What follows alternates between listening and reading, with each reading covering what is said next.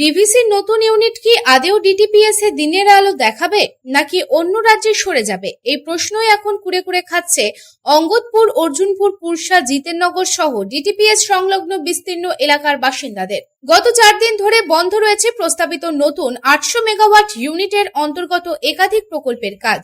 অভিযোগ, লাগাতার হুমকির জেরেই ডিভিসি কর্তৃপক্ষ কাজ বন্ধ রাখতে বাধ্য হয়েছে। কিন্তু কেন্দ্রের অধীন একটি সংস্থাকে কেন এই হুমকি, এই প্রসঙ্গে ডিভিসির সিনিয়র ম্যানেজার অমিত কুমার মোদি জানান, পরিস্থিতির কারণে আপাতত কাজ স্থগিত রাখা হয়েছে এবং প্রশাসনের সঙ্গে বিষয়টি নিয়ে আলোচনা চলছে।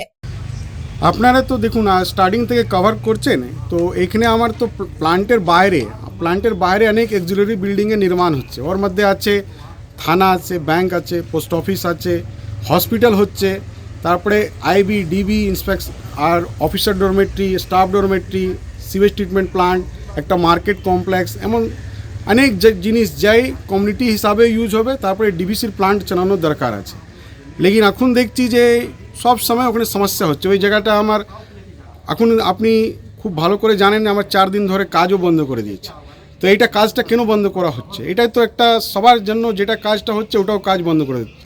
তো এইখানে মেন কাজটা আছে, ওখানে একটা বাপি বাউরি একটু নেতা আছেন, ও কি করছেন, ওখানে লোকগুলোকে উস্কিয়ে আমার কাজগুলো সব বন্ধ করে দিচ্ছেন। তারপরে একটা আর এখন কিছুদিন ধরে দেখছি বকুল নন্দী, যে 38 নম্বরে থাকেন, 38 নম্বর থেকে এখানে এসে বাইরের লোক নিয়ে, মতলব ওয়ারিয়া, তারপরে হেডকোয়ার্টার, অন্য বাইরের লোককে নিয়ে এসে আমার এখানে ভিড় লাগিয়ে কাজটা বন্ধ করে দিচ্ছে।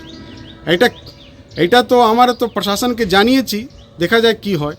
এই ইস্যুতে একই সুর শোনা যাচ্ছে তৃণমূল কংগ্রেসের তরফেও। মঙ্গলবার 37 নম্বর ওয়ার্ডের তৃণমূল কংগ্রেসের মহিলা ও পুরুষ কর্মীরা ডিটিপিএস ফাঁড়ি ঘেরাও করে বিক্ষোভ প্রদর্শন করেন। তাদের অভিযোগ, বহিরাগত কিছু শক্তি এলাকায় এসে অশান্তি সৃষ্টি করছে, যার ফলে যে কোনো মুহূর্তে ডিভিসি কর্তৃপক্ষ নতুন ইউনিটটি অন্য রাজ্যে স্থানান্তরের সিদ্ধান্ত নিতে পারে। বিক্ষোভকারীদের দাবি, অবিলম্বে অশান্তি সৃষ্টিকারী বহিরাগতদের গ্রেপ্তার করতে হবে এবং সুষ্ঠুভাবে নতুন ইউনিটের কাজ সম্পন্ন করার জন্য পুলিশকে কার্যকর ব্যবস্থা নিতে হবে। পাশাপাশি কয়েকদিন আগে তৃণমূল কর্মী মলয় মণ্ডলের বাড়িতে হামলার ঘটনায় জড়িতদের গ্রেপ্তারেরও দাবি তোলা হয়। বিক্ষোভ শেষে কয়েকজন প্রতিনিধি ডিটিপিএস পুলিশ আধিকারিকদের সঙ্গে সাক্ষাৎ করেন। পরে তারা জানান, দ্রুত কাজ শুরু করা এবং দুষ্কৃতীদের গ্রেপ্তারের বিষয়ে পুলিশ কর্তৃপক্ষ আশ্বাস দিয়েছে। এই প্রসঙ্গে বিক্ষোভকারী দীপা সিং কি জানাচ্ছেন, আসুন শুনে নিই। বিক্ষোভটা হয়েছে 14ই জানুয়ারি আমাদের এক তৃণমূল কর্মীর উপরে, তার বাড়িতে গিয়ে ভাঙচুর, তার ঘরে একদম অবস্থা খারাপ করে দিয়ে এসছে। সেই প্রতিবাদে আমরা এর আগেও ডেমনস্ট্রেশন দিয়ে গেছি প্রশাসনকে, কিন্তু প্রশাসন তার উত্তরে আমাদেরকে এখনো কিচ্ছু জানাননি।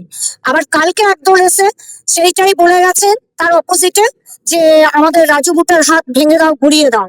তো আজকে যিনি 7-8 বছর ধরে পার্টিটা করে আসছেন একটা কারখানার জন্য, আমাদের শ্রমিক ইউনিয়ন থেকে বিভাস দ্বারা আর আমাদের তৃণমূল কংগ্রেসের হ্যাপিদা, রাজুদা সবাই মিলে যে উঠে পড়ে লেগেছে নতুন কারখানা করার জন্য, তো সেই কারখানাটাকে তারা হতে দিতে চাইছে না, যার জন্য এই নোংরামিগুলো শুরু করেছে।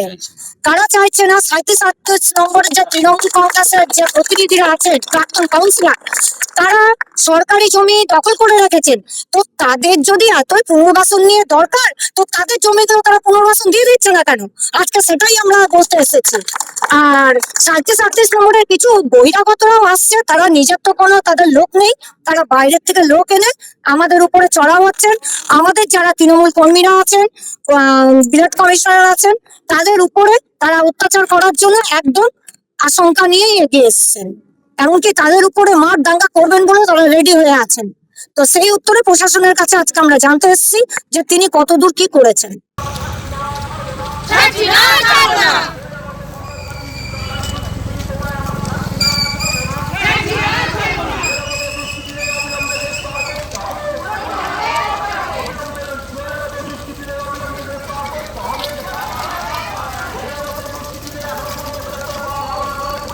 দুর্গাপুর থেকে সাধুর রোজের report, public Times. I am Dr. Radha Krishna. I am a gastroenterologist and a liver specialist. So I do visit Durgapur once a month. I stay here for 2 days. So we do different types of procedures pertaining to gastroenterology and liver. So we have a range of evaluations that we do here. We do the routine endoscopy, colonoscopy. Starting from there, we have advanced technologies like nasal endoscopy, liver fibroscan, capsule endoscopy.